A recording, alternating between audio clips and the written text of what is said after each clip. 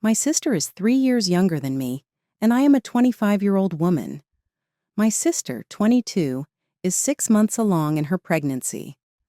When I was 14, our father passed away, leaving our mother to raise us alone. During my father's lifetime, we were able to survive.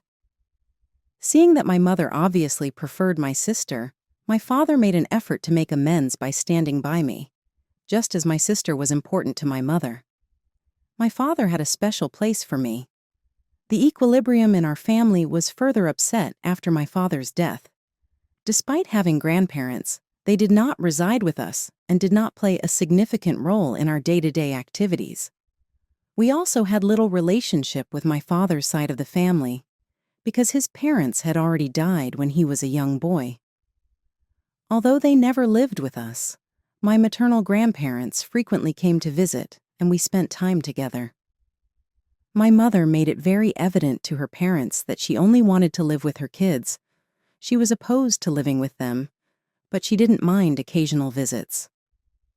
This resulted from my mother's wish to continue being free and independent.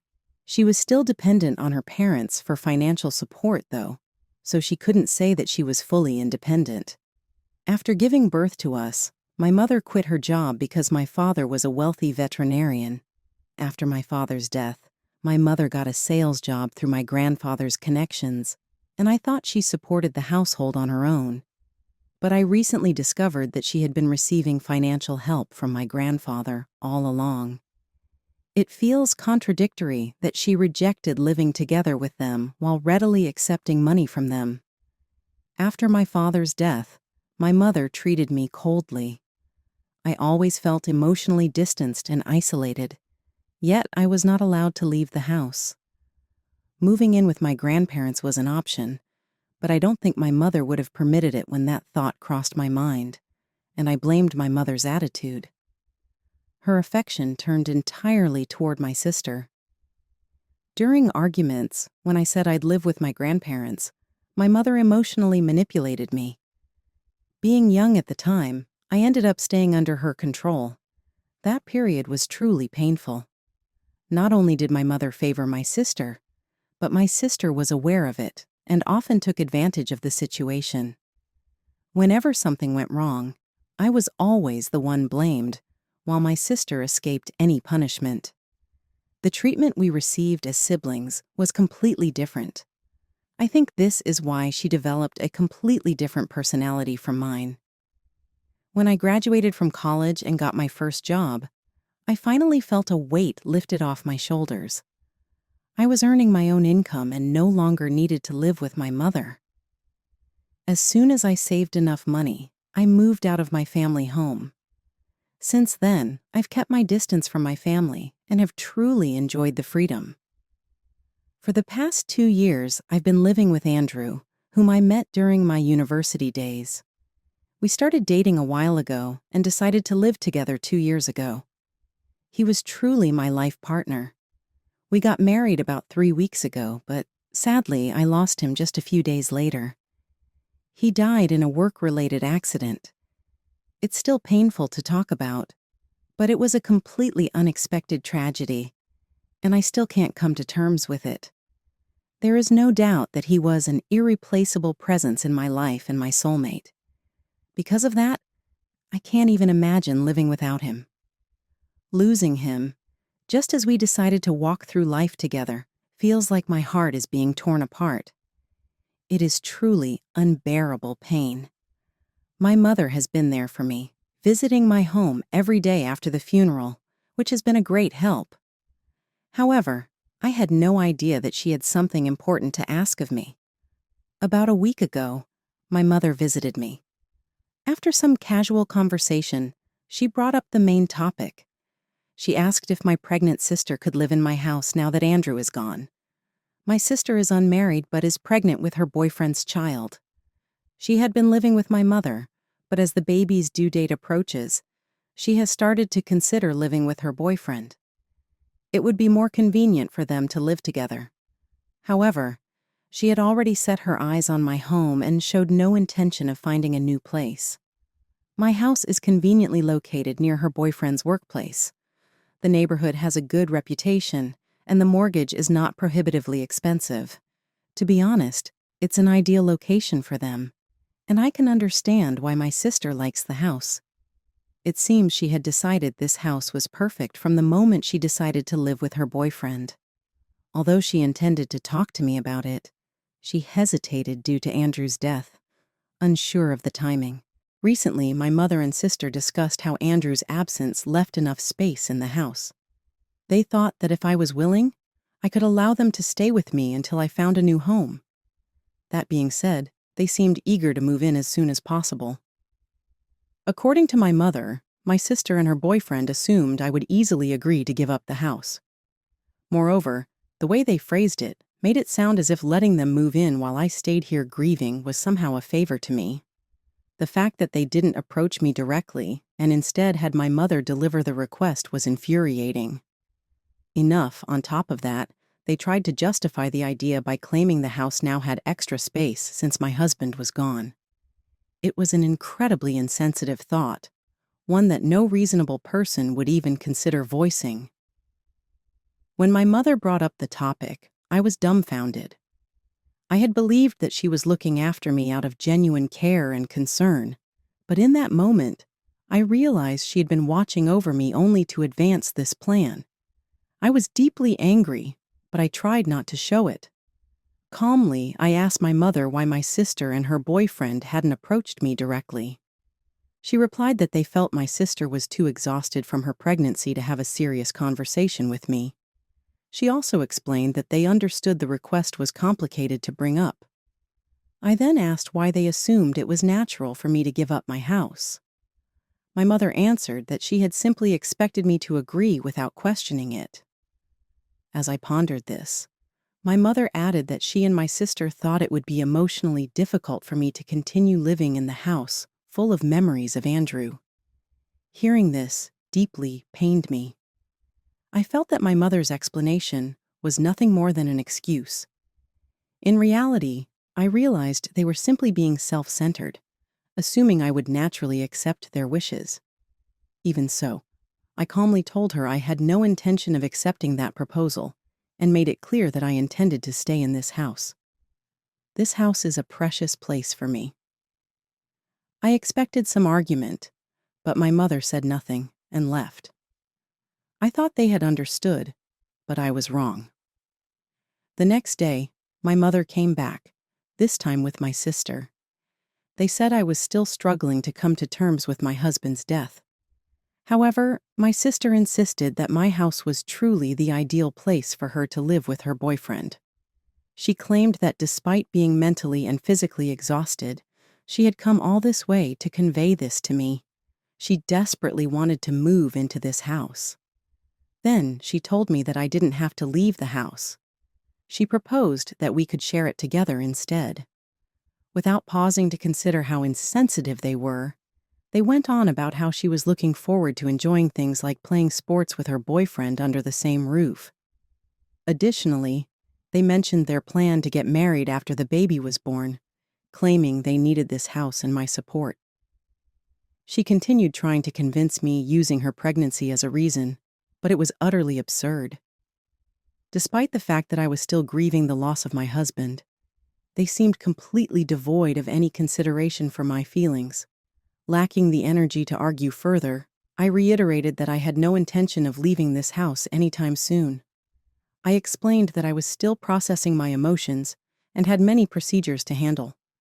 However, instead of respecting my opinion, they expressed their dissatisfaction and said, "You're so selfish, but we'll be back."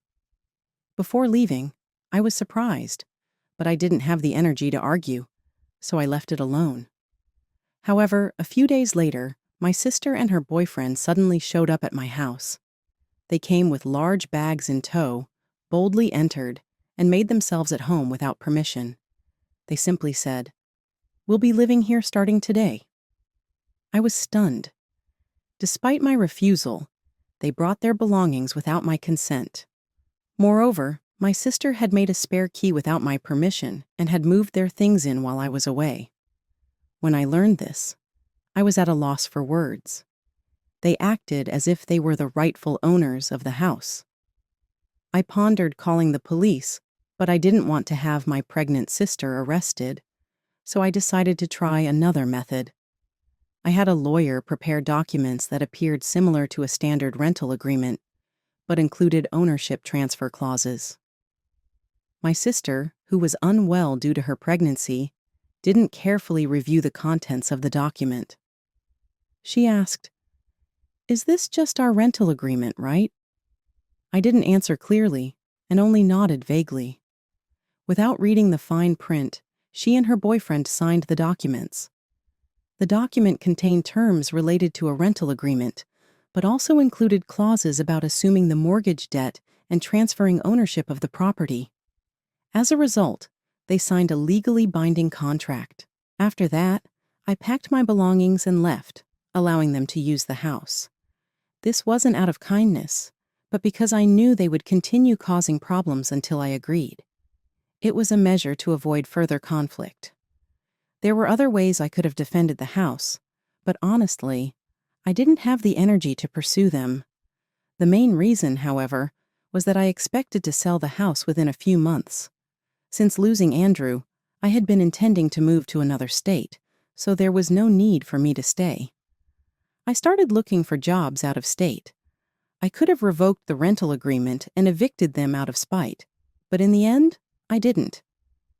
I was already in a difficult situation myself, so I chose to avoid further trouble. I considered staying in a hotel temporarily, but with so much luggage, I decided to visit my grandfather's house instead. My grandmother passed away 3 years ago after a long illness. Since then, my grandfather had been living alone. He sold his old house and purchased a new one in the suburbs, slightly removed from the town. It was a convenient location for me as well. Unlike my mother, my grandfather understood my situation and genuinely cared for me. He was unaware of my mother, sister, and her boyfriend's attempts to pressure me into giving up my house after Andrew's death. When I arrived at his home with my belongings and explained everything, it was the first time he learned about the situation. To be honest, I had no intention of starting a fight. I simply wanted him to listen to my story with an open mind. I believed it was my choice to give up the house. I asked and told my grandfather about my plans to move. He listened to me and was clearly upset, saying he couldn't believe how insensitive my mother and sister had been, and asked if I could stay with him in the interim. I reasoned that it wasn't a huge deal because I had voluntarily given up the house. Their insensitivity and disregard for everyone but themselves, according to my grandfather, was a major problem. Losing my husband felt like the most important thing that had ever happened to me, so I hadn't given this situation much thought. I made the decision to exact revenge on my sister and her boyfriend after that. This was just the product of my rage at them, not a well-considered choice. I first stopped making mortgage payments. After consulting with me, my grandfather said, "It's no longer your house, so there's no need for you to continue paying." He understood my decision. He did, however, describe how it would affect my credit score. The bank sent a notice requesting payment 2 months later, as was to be expected. My mother called me angrily as my sister and her boyfriend freaked out over the sudden circumstance.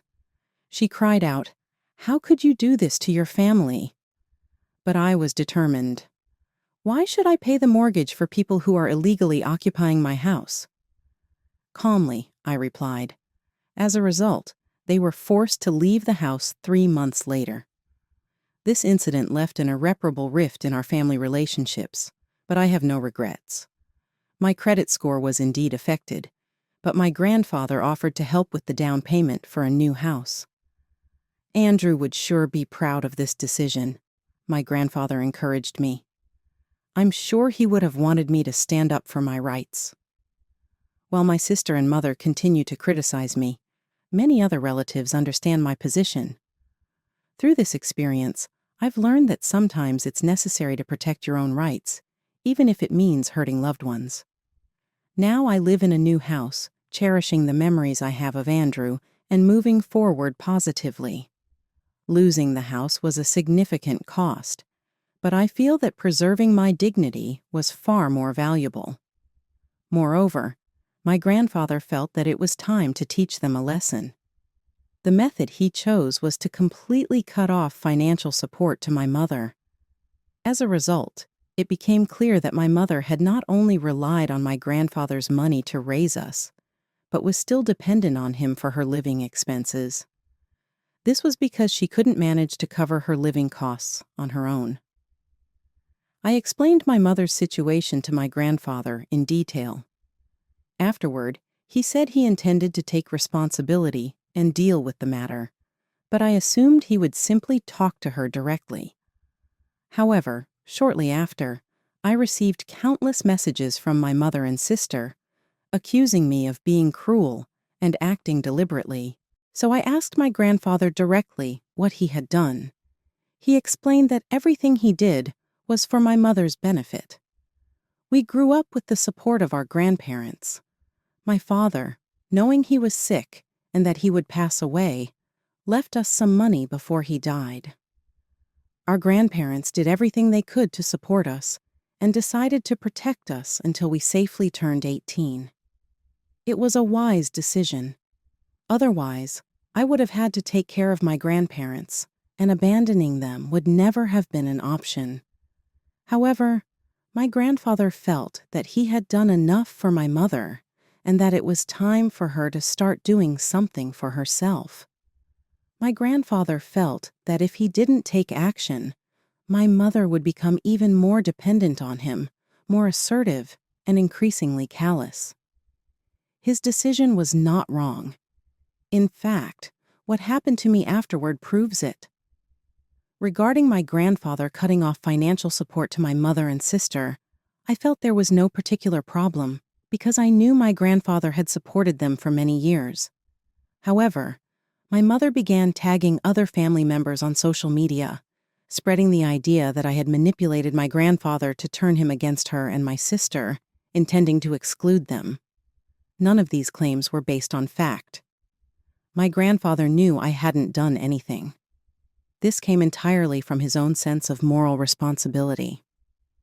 Their attacks on social media left me deeply troubled about how to deal with the hatred from my own family. Every time I saw the flood of messages, I wondered if I had made the wrong choice. When thinking about how to handle this, I considered that the best way might be to apologize to them and ask my grandfather to resume supporting them. However, I don't feel that would be appropriate or truly the right thing to do. Even so, I am unsure how to move forward from here. First and foremost, I gave up the house simply because I didn't want to fight with my family. It wasn't because I felt disrespected. I feel they need to understand that things don't always go the way they want. In hindsight, I doubt I would have had this type of dispute with my family if Andrew were still living. I didn't think it was worth fighting with my family. While some may support my mother, my grandparents had a different viewpoint. They were always there for me when I was a child, encouraged my emotions, and even offered to let me live with them or to oppose my mother if I so desired. From an early age, my grandparents always tried their hardest for me. But it wasn't until lately that I learned that my grandfather had been providing for my mother and sister. The fact that my mother was their only child adds additional complexity to this situation. My mother was lavished with attention by my grandparents when she was a youngster. Even though they felt accountable for this, they didn't give it much thought since they believed she would grow up to be self-sufficient. But they had unrealistic expectations, and my mother never learned to support herself. My grandparents made every effort to support her in becoming self-sufficient. Nevertheless, because they were somewhat reliant on her, they were unable to completely cut off their financial assistance or remove themselves from her. My grandpa acknowledged that it was difficult for him to say no to my mother because he felt he had been in a vulnerable situation and was unsure of how to explain it. However, he chose not to speak with my mother directly to inquire about the issue following the recent incidents involving me. My mother did reply to them, but that was the end of it, and I don't plan on making a statement to defend myself. To be honest, I no longer give a damn about it. All I needed was for my heart to be healed. I want to value my own existence. I don't want to interact with folks who propagate gossip and make pointless claims to their own righteousness. I initially said in my letter that I intended to live with my grandfather while working out of state, and I'm making good progress towards that objective. I no longer hear from my family, and the chaos brought on by my mother and sister's string of posts has also subsided. This is because of the few individuals who had direct conversations with me, realized the reality, and then told others about my experience. Although I don't care, some individuals have apologized to me, while others haven't. Everything will be finished in a few weeks, and I want to wrap this chapter. Some individuals still maintain that I should have given up the house, even though they are aware of my challenging circumstances. Since my spouse passed away a while ago, a lot of individuals have stood by me and said they would no longer communicate with my mother or sister. I sincerely appreciate their help. Knowing that there are still individuals who are nice enough to speak up for what is right makes me genuinely happy. Naturally, my grandpa has also been keeping an eye on my behavior and has frequently told me how tough those choices must have been. All I wanted was to go back home and be at ease in my comfortable surroundings. However, I chose to put in a lot of effort at a new job because the firm that recruited me paid well. In order to forget about the time and recover from what had happened, I also wanted to keep myself occupied with work. In addition to meeting with them sometimes, I maintain relationships with my grandfather, friends, and Andrew's parents. I'm proud of myself now for putting in the effort to improve my life. I plan to live life to the fullest and accomplish all of the goals Andrew and I shared. I will lead a life that Andrew would be proud of, even if he was unable to share in it. I'm committed to giving it my all. Jennifer, my younger sister, is 26 years old, and I am 30. We don't get along, and we probably won't in the future. Her efforts this time failed, but I don't understand why she likes to mess with me. Since she was a young child, our parents have lavished her with attention. This is really confusing to me. I used to be the only thing my parents cared about, but once Jennifer was born, I was ignored and never got their attention again. I assure you that I did my best. I tried my hardest to convince them, but I've just been unsuccessful since Jennifer was born. Even though I was very good in athletics and took part in school plays, dancing, and singing, none of it was enough to get my parents' attention. Jennifer was the center of attention. It was so strange. This is because she didn't seem to have any exceptional skill, in my opinion. Jennifer was spoiled, arrogant, and used to being the center of attention. Yet I could one day forgive my parents for the way they treated me. Nobody else's attention could be tolerated by her. She always found a way to make the day about herself when I brought good news home from school, and my parents let her. My parents gave me a birthday party when I turned 18, and we got a call from the police. While her pals managed to get away, Jennifer was apprehended by the police while drinking with them. Jennifer was arrested by herself. I thought my parents would be concerned, but she actually didn't suffer any serious repercussions. She was given a warning by the police. Despite spoiling my celebration, my father, a police officer, just gave her a little reprimand when they took her home and did not impose any severe penalties. This was hardly the last selfish thing she did. She came home with her boyfriend and told our parents she was engaged when I started my first job at age 21. Even though she was just 17 at the time, this was nonetheless the case. Consequently, what ought to have been a memorable day for me became a celebration of her engagement rather than my new career. I was deprived of the spotlight once more. That, in my opinion, was the final straw. I got into a furious dispute with Jennifer and my parents that day because they didn't understand my point of view and thought I was being too theatrical and sensitive. I haven't talked to my parents since. They have made many attempts to contact me, but I haven't spoken to them in 9 years. they seem to care far more about Jennifer than they do about me. I've never received a call from Jennifer. A few weeks after they became engaged, she called it quits on her engagement to her partner. Ultimately, she did this only to attract attention, so I'm pleased I didn't offer her any. That she didn't get in touch with me is fortunate for me. I do not wish to be associated with her since she is a very self-centered individual. She may know something about my life, even if we haven't spoken in 9 years. Sometimes we run into each other at family gatherings. As a result, Jennifer and my parents are likely aware of my success. I presently reside in a lovely home and work hard to better myself. I do my best to dress well and wear nice clothes. I don't currently have a family, and I don't have any plans to start one anytime soon. I operate my own company and treat myself to all I make. I am thrilled to be doing something that I have wanted to do for a long time. After my firm stabilized 2 years ago, I bought a new home and left the flat where I had spent years living. I gave my family members explicit instructions not to tell anyone, especially Jennifer, my address. However, she discovered it somehow. She unexpectedly showed up at my house and vandalized it 6 days ago in the evening. I found my house walls covered in dreadful phrases splattered in bright red paint as I was heading out for a party. There was much more vile graffiti on the windows and walls. Who would have thought that this would occur? For a few minutes, I stood there in disbelief, attempting to make sense of what I was seeing. I considered phoning the police, but I decided it would be useless if Jennifer was to blame. My father and Jennifer would ignore the event and merely issue a warning to her, even if I called the police. After realizing what I had witnessed, I verified that the handwriting was that of Jennifer by looking at the security camera tape. Even though Jennifer was wearing a sweatshirt, the camera recognized her as soon as it got a close-up of her face. I had no doubt it was her.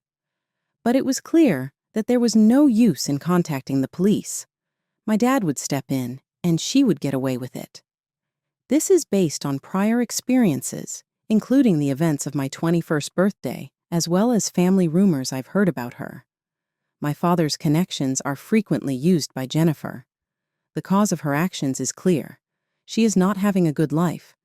Some claim that she launched a new company a few years ago, but it failed miserably, forcing her to pay back debts, including those from her prior employment. My parents, with our parents' assistance, did not approve of her behavior, and she was left with no other choice. She eventually gave up on everything and started using drugs and alcohol. My dad knows exactly what she's doing. He is well aware of her dubious activities and constantly assists her in hiding them when she has difficulties. He always comes to her aid.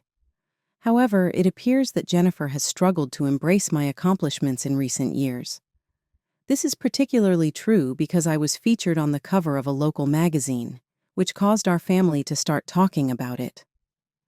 She can no longer boast about her monthly parties because she hasn't grown up much since childhood and hasn't done anything on her own. In addition, she has emotional instability. She felt compelled to destroy my home in order to express her opinion that I don't merit the type of attention I've been getting. Although what I'm going to say may come off as icy, Jennifer is somewhat to blame for her predicament. She has never been the kind to put in a lot of effort or commit herself to something. She has always assumed that everything will work out for her on its own, and my parents encouraged that tendency. Naturally, she found herself in this predicament. As soon as I watched the video, I knew there was no need in calling the police. This is because, no matter how challenging the circumstances, my father would never abandon Jennifer. Nevertheless, my father decided to vent his resentment on me even though we had not spoken for 9 years. Unfortunately, I wasn't the daughter that got into problems, but Dad wanted to protect her. Jennifer was the one. I gave it a lot of thought before deciding to post the footage on social media to gauge how others would respond to my father's behavior. I thought it was Jennifer's doing, so I snapped a few pictures of the phrases scribbled on my outside walls and shared them on social media. A few hours later, comments started to flood in, so I unblocked my family so they could view the post as well, even though I was unable to report it to the authorities. I told Jennifer that I would not comply with her request to remove the post. She has no right to compel me to do anything, and she must establish that the individual in the video is not herself if she wishes to file a lawsuit. The case will proceed to court if that happens. The conversation didn't go anywhere, but to be honest, she stands to lose more. It wasn't a big deal to me, even though she caused damage to my house and I had to pay for repainting. However, I have the money to pay for the court fees if she decides to take this matter to court. She needs to show me that the person in the video isn't her if she wants me to remove my post. She can't do that, though. This is due to the fact that the individual in the video is definitely her. She found herself in a really challenging situation as a result. She was no longer alone with the problem. My father and others who had been helping her were also engaged. She probably never thought it would become this bad. She most likely believed that my father would step in and cover things up if I told the police about it. But I have a thorough understanding of our family's dynamics.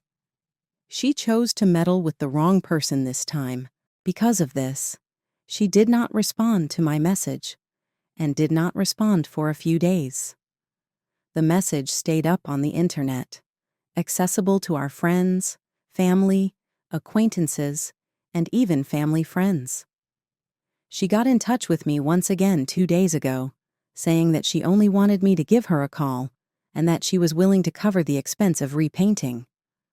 I declined her offer to remove the post because I didn't care about the money, and instead insisted that she own up to her mistakes and provide a public apology. I informed her that I wouldn't think about removing the post until she had done so. She then started pleading, stating that she was prepared to provide an apology in person or in any other manner I desired, but she made it clear that she would not do it in public. She maintained that a public apology would force her to take accountability for her deeds, which may cause her to lose the clients who were still loyal to her. Which clients she was concerned about was unclear. She is no longer in charge of any company. She keeps denying everything whenever someone asks her about her business, but she would only damage her reputation further if she accepted a public apology. But that didn't matter to me. I informed her that I wanted this, and that she could either respond or leave the post unaltered. It was an easy decision for me. She kept messaging me to try to convince me after I refused to deal, but I didn't feel like answering. My father contacted me a couple of hours later. He made the observation that my article was seriously harming my sister's reputation, in addition to her personal life. He emphasized that she could not afford to get sidetracked by such situations since she valued her profession. She was even more disappointed when I refused to remove the post after being asked to do so once again. I wouldn't have felt the need to post about her behavior if she hadn't first treated me in this manner. My parents decided against pressuring Jennifer to issue a public apology, even though her image was at risk. Rather, they chastised me severely over the phone. They accused me of being conceited about my success and believing that I could act any way I wanted without facing any repercussions. My mother broke down in tears as I was ready to end the call, saying, "I never thought you would act like this." She acknowledged that Jennifer and I had received different treatment when we were kids, but she was quite critical of me for not answering their calls for the previous 9 years. She maintained that they shouldn't be viewed as the bad guys in this scenario. They asserted that they had undergone substantial personal transformation. In the end, my father's image suffered as well since he refused to remove the post. Our family's stress and friction have only increased as a result of this. I didn't even give my dad an opportunity to demonstrate his transformation for me. I'm now feeling a little torn about the situation, and am really worried about how I'm going to handle this challenging period, particularly in reference to my relationship with my parents. I don't plan to remove the post about my sister, even though it has already damaged my father's image. My father certainly could have saved her if he had taken the situation seriously. Her reputation was further harmed by the post, which was exactly what I wanted to happen. I don't regret not calling the police to report the event. Regarding the kind of medicines Jennifer had been using, I am sure of my assessment. Even if I don't have all the facts, it's obvious that what she did was against the law. It encompassed more than simply drug trafficking. It also included other illegal operations. There was definitely a serious problem if she had been making money in an unlawful and dishonest way. Moreover, my father actively assisted her in hiding these truths. Despite his activities, he gave the impression that he was an honest police officer. I thus have no justification for removing the post in order to preserve her reputation. They have made several attempts to get in touch with me for valid reasons, but I have continuously turned them down. I was persuaded that there was no need to remove my post after closely examining the responses. My family's present criticism stems entirely from their own behavior. Their actions caused this predicament, and I am well aware that I am not the bad guy in this case. Days later, the post is still accessible online. My house has already undergone repainting, and the graffiti has been totally removed. I have accepted the fact that I no longer think it is worthwhile to wait for my sister or parents to reimburse me. I've made the decision to disregard my sister's frequent texts, and I'm forced to keep doing so. What I really want is for her to sincerely apologize. It should be publicly recognized, and I don't plan to remove the post until I have a formal email apology from her. This is because the post is well known and has already received a lot of views. Every member of my family has shunned communication with Jennifer and my parents. Nobody even makes an effort to communicate with them. The majority of the folks we hang out with have contacted me to let me know that Jennifer doesn't seem to be following my instructions. This suggests that they are aware of and sympathetic to my viewpoint. These seem like perfectly acceptable requests to me, but they make it seem like I'm asking the entire globe to do something that isn't possible. It is quite regrettable, but their actions no longer surprise me. Over the years, I've learned to accept the fact that they have constantly behaved in this manner. I made the right decision 9 years ago to keep my distance from them. They have no right to be in my life. My parents also came to see me today, although they weren't alone themselves. They were joined by the family lawyer. In addition to my parents, my uncle also appeared. In spite of this, I left the post up after my uncle threatened to sue me. Jennifer's prepared legal paperwork were shown to me. This was to show that they weren't simply making threats, but were actually interested in finding a solution. But I wasn't at all scared by the documents or their lawyer's appearance. I invited Jennifer to join us, but they just sat there without doing anything. They advised me to give it some serious thought and stressed that removing the absurd message would offer me the opportunity to avoid a huge lawsuit. My father slammed his fist down on my coffee table in rage when I stayed quiet and unresponsive. This was really distressing. The table cost a fortune, and more significantly, I had no intention of talking to my father about anything. Jennifer kept trying to talk me out of it when she eventually showed there, saying over and over again that it would save us both a ton of time if we forgot about that particular post. But I didn't want to remove it. I could no longer put up with it, and there was no good reason to forgive them. I made it clear to them that I was not interested in bargaining. To be honest, I don't think they have the guts to file a case. This is because they would probably get into much more serious issues if the case were to be filed. Even though my uncle was a former police officer, his attempts to stop Jennifer from attempting to smash a hole in my wall in a furious manner were completely unsuccessful. It was really terrifying to watch Jennifer attempt to destroy the wall of my house. But her subsequent actions following that episode just infuriated me further. "Let me know if you need more," she replied, taking a sizable quantity of cash from her pocketbook and dropping it onto my coffee table before leaving. This behavior was incredibly insulting and really nasty. I have made the decision to address the issue online in light of this incident. I'm now giving getting a restraining order against my family some serious thought. I am certain that I have more than enough justification to do so, particularly in light of what happened today. I really believe that taking legal action would be very advantageous. Finding out what secrets my family has been keeping is crucial. By this time, everyone ought to realize how vile the people I am interacting with are. The reason I am honestly looking forward to battling them is because they are the worst. The evil of the people I have portrayed in this work should also be clear to you. To be honest, I was shocked that she would act in this way. Maybe she's jealous of the obviously better life I'm living now than she is. Our lifestyles are very different. I am a prosperous businesswoman, whereas she has engaged in the illicit distribution of narcotics. She has parties every weekend, yet her life is unimportant in comparison to mine, and not everyone finds her behavior admirable. My parents seemed extremely amicable when I saw them again after the court hearing, but I couldn't believe that they could reconcile so quickly, especially after my father had told my sister the devastating news that he was going to divorce her. A genuine reconciliation didn't seem conceivable. I now understood that it was the proper thing to do to follow my gut and not give my parents another opportunity.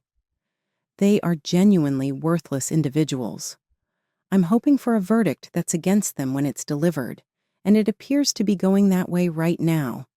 I am ready to deal with all that has transpired and am confident in my abilities to manage this situation. That the required resolutions have been reached makes me very happy. I've just now realized how much my family's destructive influence has made me angry and frustrated. I'm not sure whether this is the best strategy, but at least I'm confronting my feelings, and I'm proud of the process and firmly believe it will be successful. The resolution was reached more faster than expected, despite the fact that legal processes were supposed to take time.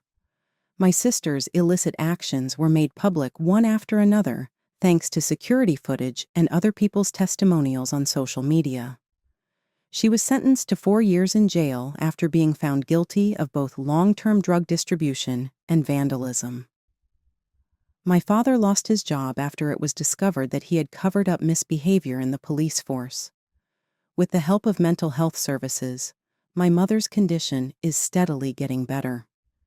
Because it called out corruption and misuse of power, the content I shared got a surprisingly high response rate. I believe that I made the proper choice in disclosing the truth because I hadn't expected such events. I'm still committed to running my business, and it's doing well. Even though I haven't reached a point of reconciliation with my parents or sister yet, I feel like I've accomplished something by confronting the problems they produced.